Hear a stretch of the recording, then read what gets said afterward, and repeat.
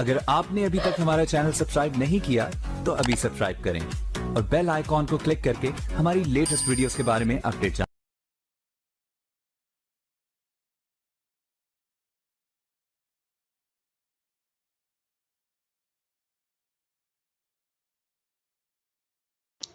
اعوذ باللہ من الشیطان الرجیم، بسم اللہ الرحمن الرحیم۔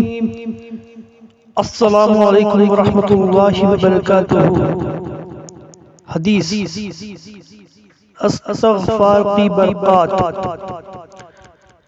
حضرت ابن عباس رضی اللہ تعالی عنہ سے روایت ہے کہ نبی اکرم صلی اللہ تعالی علیہ وسلم نے ارشاد فرمایا، جو بندہ استغفار کو لازم پکڑے، یعنی اللہ سے برابر اپنے گناہوں کی معافی مانگتا رہے،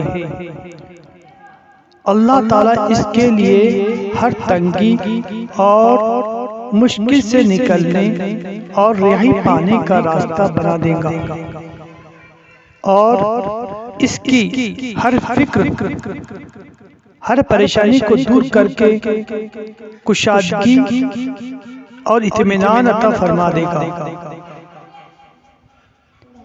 اور اس کو ان طریقوں سے رزق دے گا جن کا اس کو خیال و گمان بھی نہ ہوگا۔